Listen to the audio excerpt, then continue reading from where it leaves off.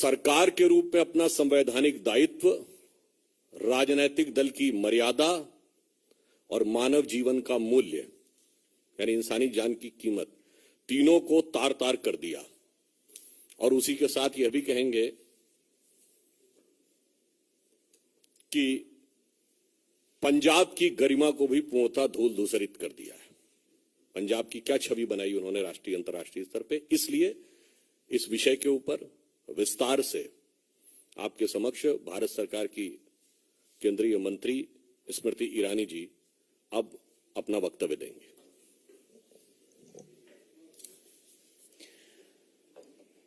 Planted political instruments today were given political patronage by the Congress government in Punjab to breach the security of the Prime Minister of India. Never before in the history of our country has a state government knowingly constructed a scenario where the Prime Minister of the country will be brought to harm.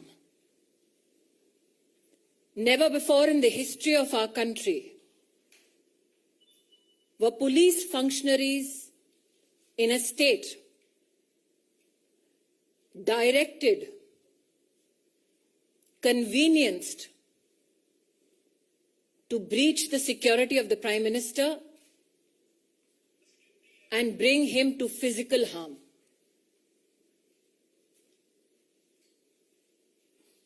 As a member of the Bharatiya Janata Party,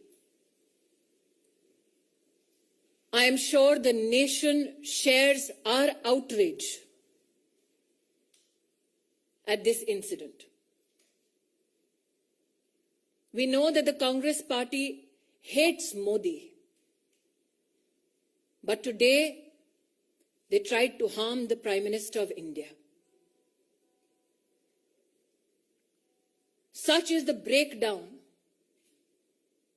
of law and order in the state of Punjab that the DGP police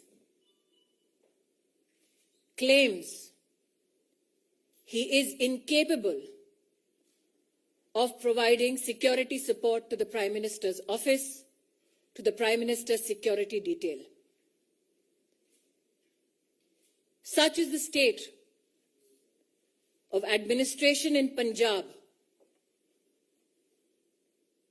that a security detail, a security run,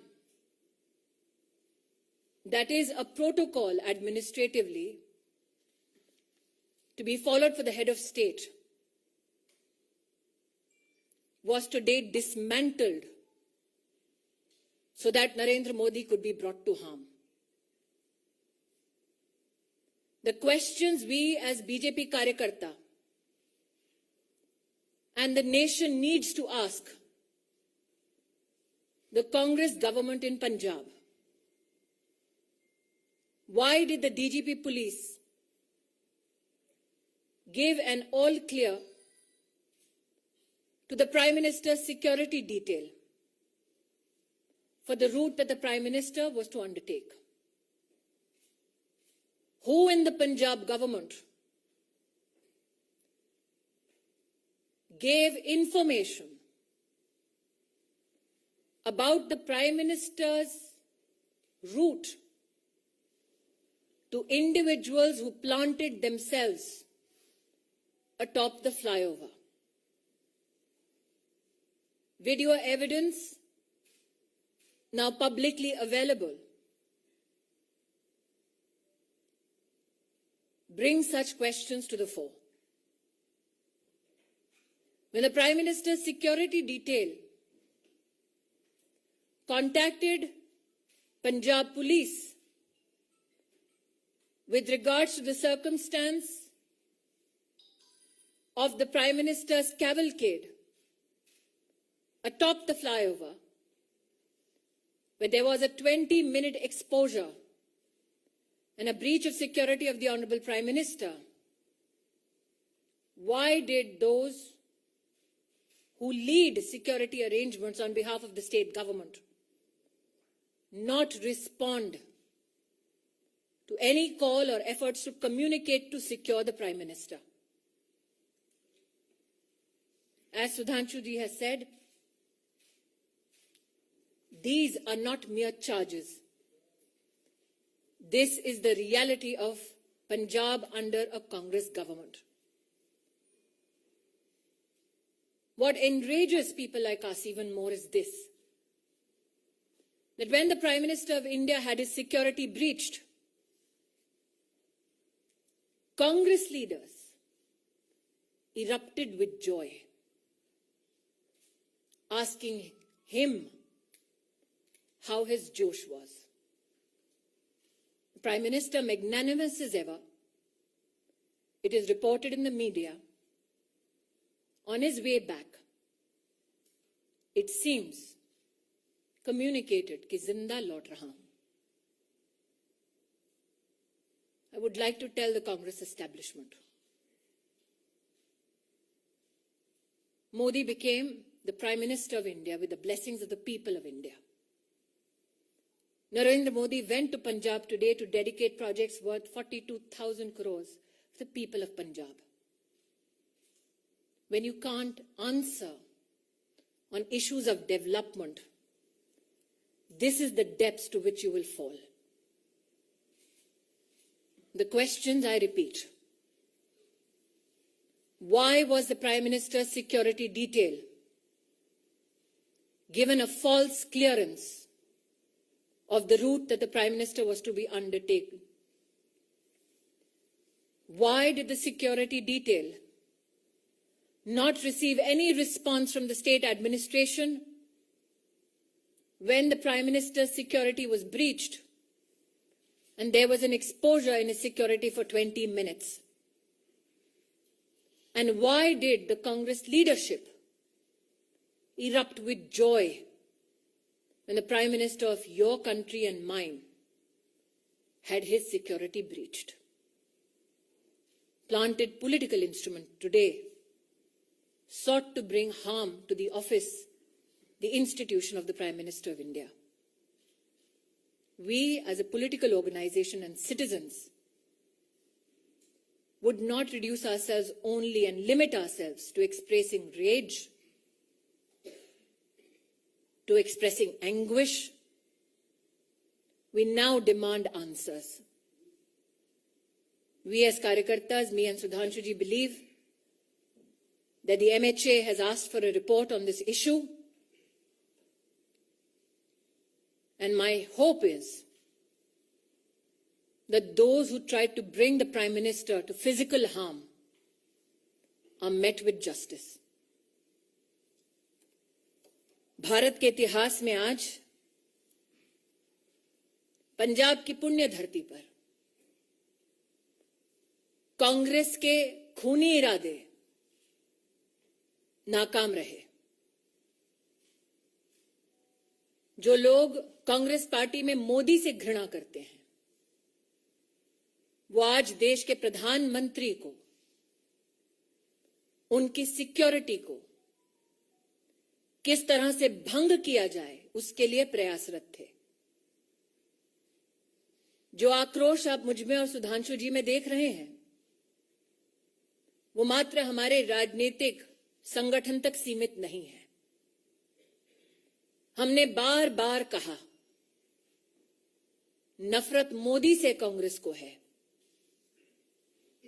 हिसाब हिंदुस्तान से और हिंदुस्तान के प्रधानमंत्री से ना कीजिए. पंजाब सरकार को, कांग्रेस को आज जवाब देना होगा. प्रधानमंत्री किस रूट से एक स्थल पर पहुंचते हैं, उस पूरे रूट की सुरक्षा का प्रबंध और कोई भी गतिरोध नहीं है, ऐसा आश्वासन पंजाब पुलिस ने प्रधानमंत्री जी के सुरक्षा दस्ते को दिया. क्या जानबूझकर प्रधानमंत्री जी के सुरक्षा दस्ते को झूठ बोला गया? प्रश्न 2, प्रधानमंत्री जी के पूरे कैवलकेड को जब रोकने का प्रयास हुआ, 20 मिनट तक जब उनकी सुरक्षा भंग की गई, जिन लोगों ने प्रधानमंत्री की सुरक्षा को भंग किया, उन लोगों को प्रधानमंत्री की गाड़ी के पास तक, उस स्थल तक किसने और कैसे पहुंचाया? क्योंकि हिंदुस्तान में हर नागरिक जानता है कि प्रधानमंत्री की इस वक्त की मूवमेंट कहां, कब, कैसे हो रही है, यह साधारणतः जानकारी उपलब्ध नहीं होती।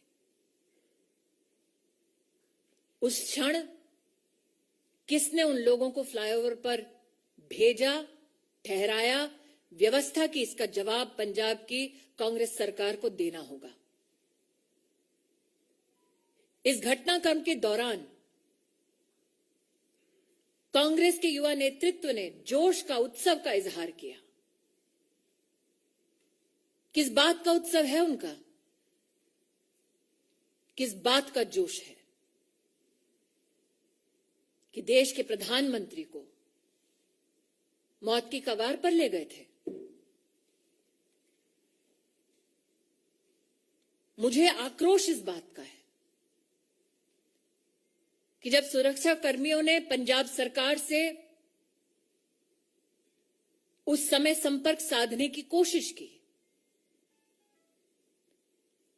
तो मुख्यमंत्री के दफ्तर से किसी ने भी संवाद नहीं किया।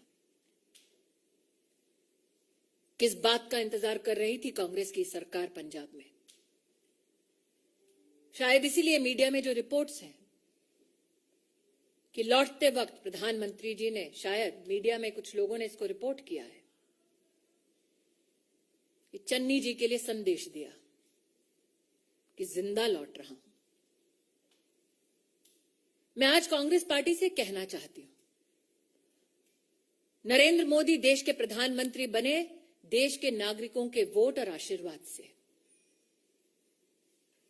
उन्हें ध्वस्त करना है तो इलेक्शन में करते हैं। ये साजिश रचने की क्या जरूरत थी?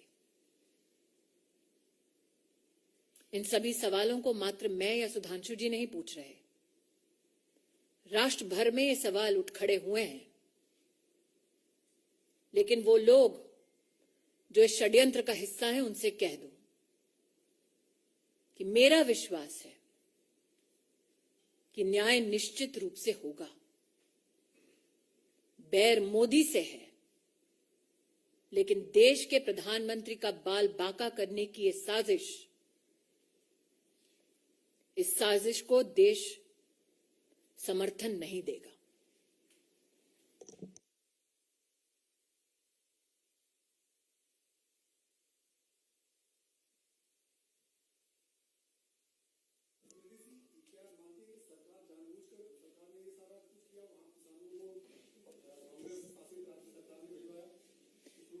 नीरज जी, आप इतने वर्षों से पत्रकारिता कर रहे हैं, प्रधानमंत्री का दस्ता इस वक्त कहां है?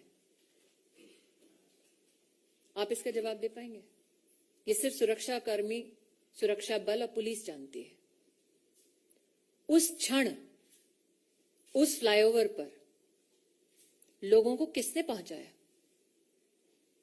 दूसरा प्रश्न, प्रधानमंत्री जब निकले, प्रस्थान किया जब उन्होंने, तो पंजाब की डीजीपी ने आश्वस्त किया था कि कोई गतिरोध नहीं है। तो क्या वो झूठा आश्वासन था? जब 20 मिनट तक फ्लाईओवर पर प्रधानमंत्री की सुरक्षा भंग हुई, सुरक्षा दस्तावेज जब बार बार फोन कर रहा था, संवाद स्थापित करने की कोशिश कर रहा था, तो क्यों हाथ खड़े कर दिए पंजाब की सरकार ने? यह आकस्मिक नहीं हुआ, एक षड्यंत्र है, ऐसा व्यतीत होता है। एक टेक्निकल बात यह भी है कि आप लोगों ने जैसे Z+ सिक्योरिटी सुनी होगी, उसके ऊपर होती ASL एडवांस सिक्योरिटी लाइजनिंग, और उसके ऊपर होती है SPG, जिसमें सारे रूट को सैनिटाइज करना लोकल पुलिस की जिम्मेदारी होती है। तो अब उस हिसाब से आप स्वयं तय कर सकते हैं कि ये चूक है या षड्यंत्र, या आप तय करिए।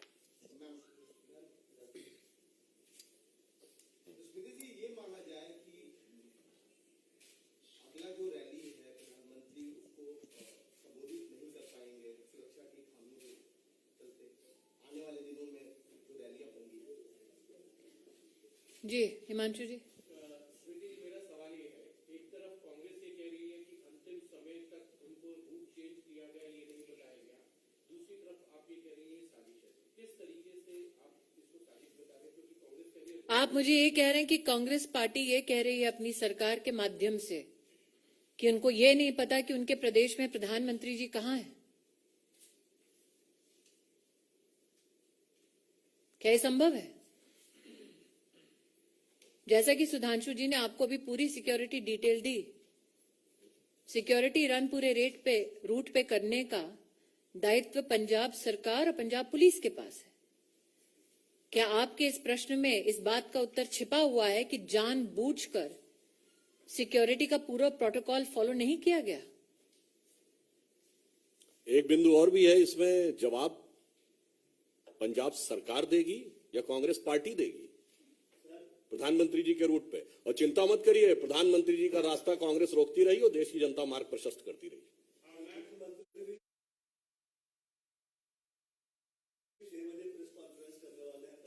चलिए, जो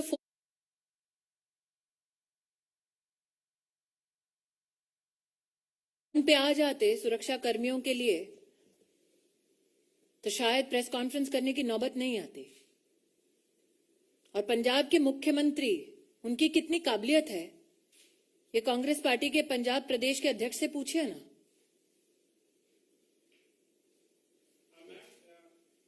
न्यूज 18 के साथ एक्सक्लूसिव बातचीत में चन्नी में जो मुख्यमंत्री, उनका कहना है उन्हें मालूम नहीं था कि वो सड़क मार्ग से जाएंगे। किसको मालूम नहीं था? उनको मालूम नहीं था। गृह मंत्रालय की जिम्मेदारी और मुख्यमंत्री कौन है पंजाब का? उनको मालूम नहीं था कि पंजाब पुलिस ने किस प्रकार का आश्वासन दिया है, क्या सिक्योरिटी प्रोटोकॉल है? उनको मालूम नहीं था कि उनको और उनके ऑफिस को संपर्क करने का प्रयास कर रही थी सिक्योरिटी डिटेल? उनको मालूम नहीं था। लेकिन उन लोगों को मालूम था जिनको प्लांट किया गया फ्लाईओवर के ऊपर, मुख्यमंत्री को मालूम नहीं। जी, फिरोजपुर के एसएसपी को सस्पेंड किया गया है, तो क्या इतना काफी है और ये अकाउंटेबिलिटी से नहीं है? pawns have been sacrificed. प्यादे को त्यागा है, बिसात जिसने बिछाई, जवाब उसको देना है। प्रधानमंत्री जी की सुरक्षा का निर्णय राज्य स्तर के एजेंसीज लेती हैं कि जिले स्तर पे? और जो आपने कहा कि वो कह रहे हैं कि उनको मालूम नहीं था, इससे स्पष्ट है कि पंजाब के मुख्यमंत्री का पार्टी संगठन से तो समन्वय था नहीं, और प्रशासन से भी समन्वय नहीं है। तो ये जो स्मृति जी ने कहा, सरकार किस गति या दुर्गति के साथ चल रही है पंजाब में, यह स्पष्ट हो जाता है।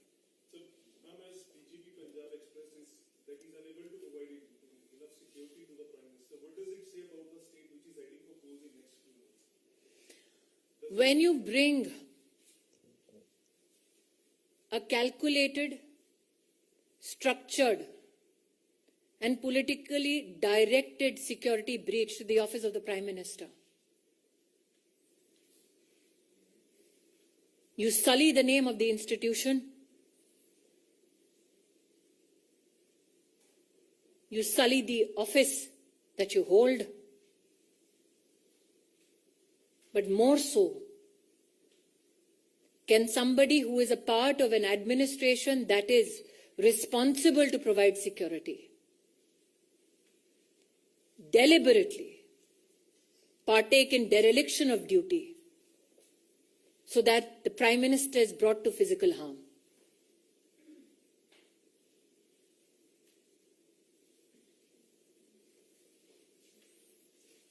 Yes, Palmi.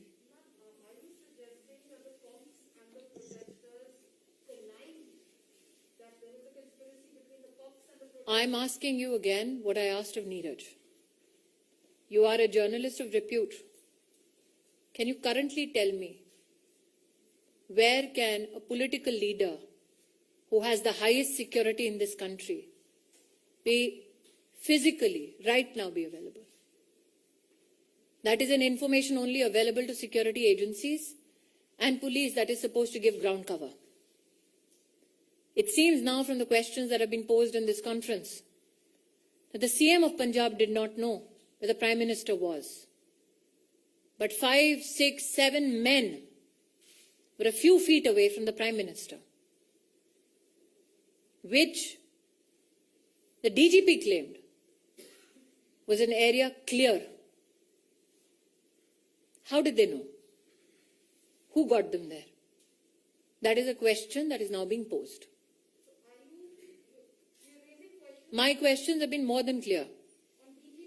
My questions have been more than clear.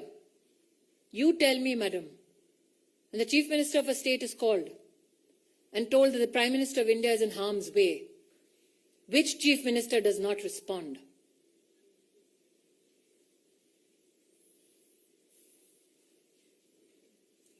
वो देश के प्रधानमंत्री हैं, मात्र बीजेपी के नहीं।